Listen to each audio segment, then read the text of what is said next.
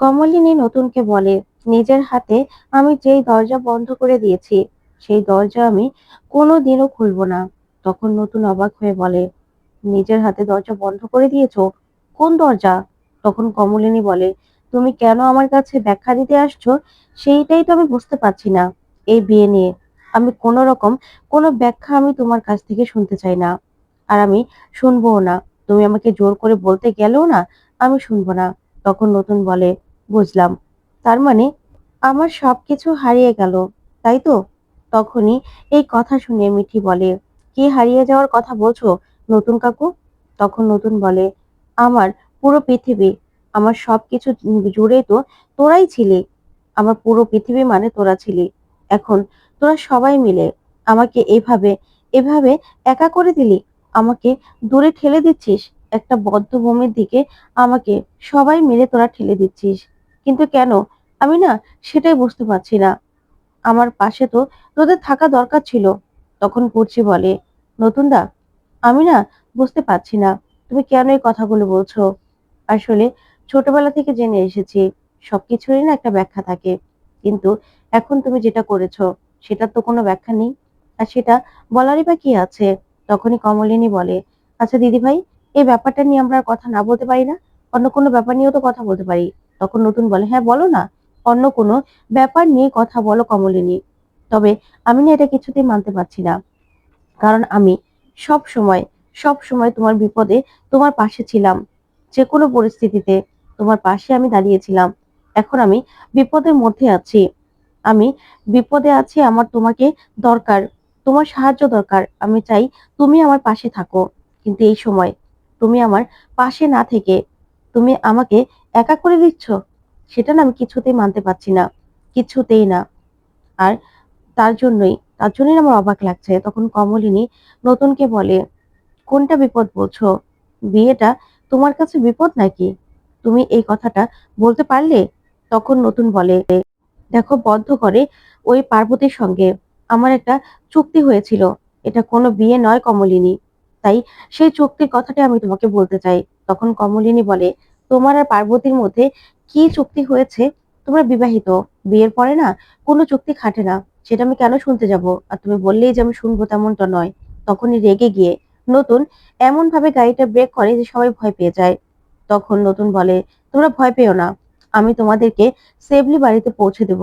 এত বছর যেমন তোমাদের সবাইকে আমি আগলে রেখেছি, তেমনি তোমাদেরকে আমি আগলে রাখবো। তোমরা চিন্তা করো না। এই ভেবে নতুন খুব রাগ করে।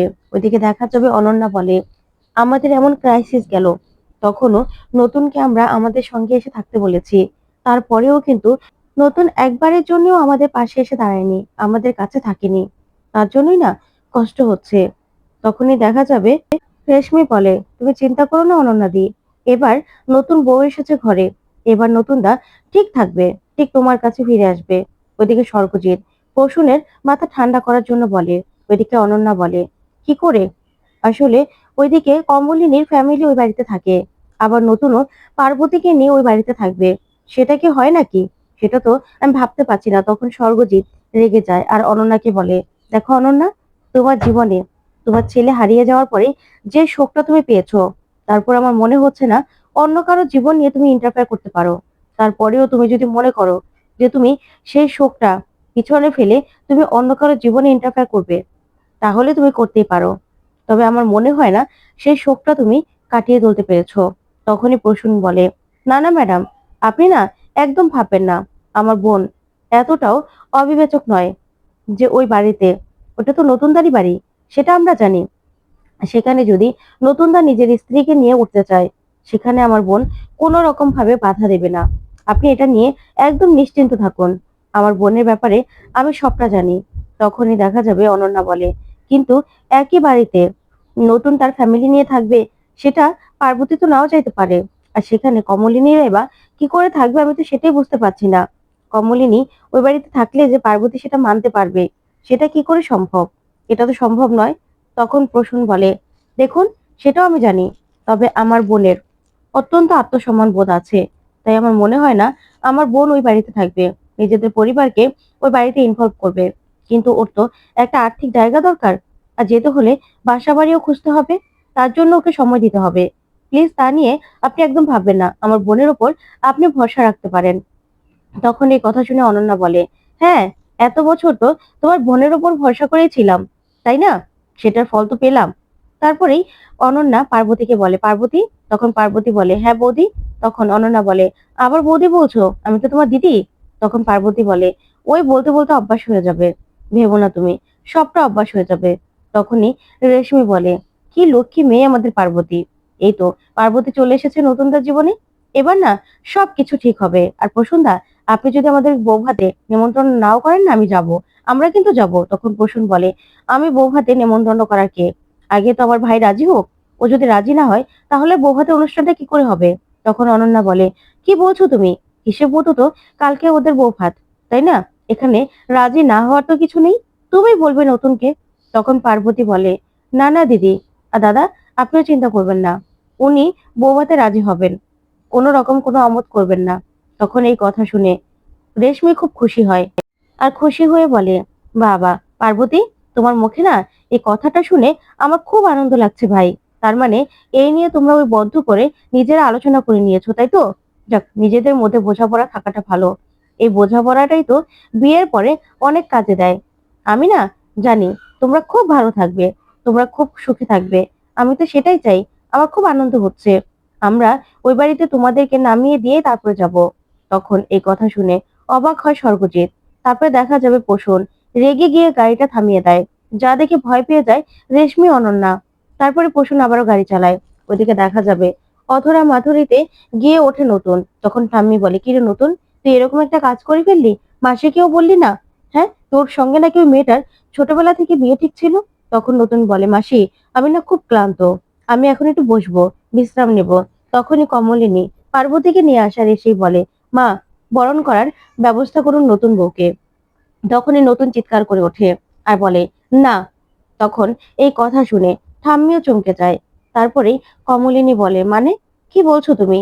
হিসেব মতো এই বাড়িতে তুমি নতুন বউকে নিয়ে উঠেছো, তাহলে তো ওকে বরণ করতে হবে, তাই না? তাহলে তুমি না করছো কেন, আমি তো সেটা বুঝতে পারছি না। তখন অনন্যা বলে, দেখো কমলিনী, জোর না খোলা অব্দি ওদের তো এক বাড়িতে থাকতে হবে। তাই পার্বতীকে এই বাড়িতে বরণ করে তুলতে হবে। আর ওকে এই বাড়িতে আমি নিয়ে আসলাম। ওইদিকে নতুন স্বর্গজিৎকে বলে, দাদা, তোর সঙ্গে আমার কথা আছে, এদিকে আয় তো। ওইদিকে পার্বতী মনে মনে ভয় পায়। তখন স্বর্গজিৎকে নতুন বলে, আচ্ছা, এটা তোরা কি করছিস? তুই এটা কি করে অ্যালাউ করলি? পার্বতীকে এখানে নিয়ে আসলি কেন? তখন স্বর্গজিৎ বলে, দেখ, সবাই যদি জোর করে আমি তো আর বারণ করতে পারি না। তাই তো এই বাড়িতে আমি নিয়ে আসতে বাধ্য হয়েছি। আর তাছাড়া তুই এই বাড়িতে, তাহলে ওই বাড়িতে আমি পার্বতীকে নিয়ে যাই কি করে? তুই চল না, তুই যদি যেতে চাস তাহলে চল, সব রিচুয়ালস গুলো না হয় ওখানেই মানা হবে। তখন নতুন বলে, আমি না ভাবতে পারছি না দাদা, তুই কি করে এসব কিছু করছিস? তখন স্বর্গজিৎ বলে, দেখ, বিয়েটা যখন হয়ে গেছে এই সব কিছু তো মানতে হবে। আমি তো বুঝতে পারছি না তুই এরকম কেন করছিস। তারপরে দেখা যাবে ঠাম্মিকে করছি বলে, আচ্ছা মা, তোমাকে যে ফোনে বললাম সবকিছু ব্যবস্থা করে রাখতে। তখন ঠাম্মি বলে, হ্যাঁ রে মা, আমি তো সবকিছু ব্যবস্থা করে রেখেছি। আর আমি বিধবা মানুষ, সবকিছু তো আমি হাত দিতে পারি না। বরণ ডালা সবকিছু আমি ঠিক করে রেখেছি। তখন পাড়ার মহিলাদের ঠাম্মি বলে, দুধে আলতাটা গুলিয়ে নিয়ে এসো, যাও। তখন সবাই বলে, নতুন তো আমাদের যেভাবে চমক দিল, যাই যাই। তখনই মিঠিল বলে, আমি চলে যাচ্ছি কাকিমা। তারপর চলে যেতে লাগলে বাবিল বলে, আচ্ছা মিঠিল, তুই চলে যাচ্ছিস কেন বলতো? তামাশাটা দেখবি না? তখন মিঠিল বলে, না, এই তামাশাটা আমি দেখতে পারবো না, তুমি দেখো। তখন বাবিল বলে, আচ্ছা তুই এরকম ভাবে রিয়েক্ট করছিস কেন, আমি তো সেটাই বুঝতে পারছি না। তখন মিঠিল বলে, আমি না যে জায়গায় নতুন কাকুকে বসিয়েছিলাম সেই জায়গা থেকে আমি কিছুতেই এই দৃশ্যটা মানতে পারবো না, কিছুতেই না। আর কাকিমার কথা আমি ভাবছি, আমি মানতে পারছি না। তখন বাবিল বলে, আচ্ছা, মায়ের কথা কেন ভাবছিস? আমি তো সেটাই বুঝতে পারছি না। এক হিসেবে তো ভালোই হয়েছে, এখন আর মাকে কেউ কথা শোনাবে না।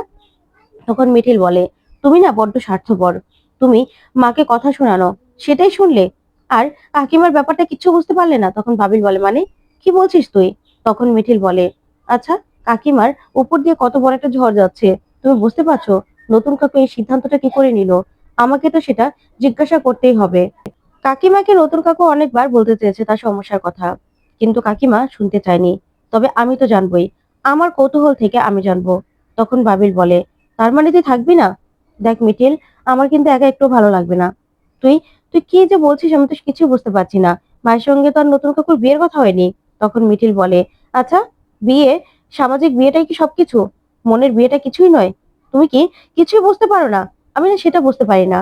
কাকিমার সঙ্গে নতুন কাকু এই কাজটা কি করে করলো? আমি তো সেটাই ভাবতে পারছি না। আর হ্যাঁ, নতুন কাকু এখন কাকিমার সঙ্গে কথা বলতে চাইছে। কিন্তু কাকিমা এখন কেন কথা বলতে চাইবে বলো তো নতুন কাকুর সঙ্গে? বিয়ে করার আগে কেন কথা বলল না? বিয়ে করার আগেই তো কথা বলতে পারতো, পারতো না? আমি তো সেটার কৈফিয়তই নতুন কাকুকে চাইবো যে কি করে করলো সে এটা। তখন বাবিল বলে, আচ্ছা ঠিক আছে, এবার অন্তত চল, ভিতরে চল, সবটা দেখবি। যা হতো হয়েছে, এবার অন্তত থাম। তখন মিঠিল বলে, না, আমি থামতে পারছি না, বিশ্বাস করো। আমি না মন থেকে মানতে পারছি না, এভাবে দাঁড়িয়ে দাঁড়িয়ে সবটা দেখবো। আমি কিছুতেই মানতে পারছি না। আমি আমি না এগুলো সহ্য করতে পারবো না বাবিল। তখন বাবিল বলে, কেন তুই এভাবে রিয়েক্ট করছিস সেটাই তো বুঝতে পারছি না। তখন মিঠিল বলে, তুমি কি সত্যি বুঝতে পারছো না? কিচ্ছু বুঝতে পারছো না? নতুন কাকু হঠাৎ করে এরকম ভাবে ওই মহিলাটাকে বিয়ে বা করতে গেল কেন? হ্যাঁ, মহিলাটা বিপদে পড়েছিল ঠিক আছে, কিন্তু সেটার জন্য তো অন্য কোনো ব্যবস্থা করতে পারতো নতুন কাকু। তার সারা জীবনে থাকা খাওয়ার ব্যবস্থা করে দিতে পারতো, তাকে স্বাবলম্বী করে দিতে পারতো। কিন্তু এরকম ভাবে বিয়েটা কি করে করলো? আমি তো সেটাই মানতে পারছি না। আমাকে না তুমিও বিয়ে করার আগে ভালো করে বুঝে শুনে নাও, কারণ আমি যে ব্যাপারটা মানতে পারবো না, পারবো না। তাই এই ব্যাপারগুলোও না তোমাকে দেখতে হবে। তারপর বাবিল বলে, দেখ মিঠিল, আমার না একা একা একটু ভালো লাগবে না, থাক না। তখন মিঠিল বলে, না, এবার দেখো, তোমার দাদা বৌদি ওখানে আছে তো, একদম গেড়ে বসেছে। এই মহিলার সঙ্গেও না দেখবে একদম ভাব করে নেবে। তাদের তো আবার এরকম দল ছাড়া কাজ হয় না। তখন বাবিল বলে, না, এবারে তো আমরা থাকবো না, একসঙ্গে থাকা সম্ভবও হবে না, আমরা চলে যাব। তো বন্ধুরা, আজকের আপডেটটি তোমাদের কাছে কেমন লাগলো অবশ্যই কমেন্ট করে জানাতে ভুলবে না। পরবর্তী আপডেট পেতে অবশ্যই চ্যানেলটি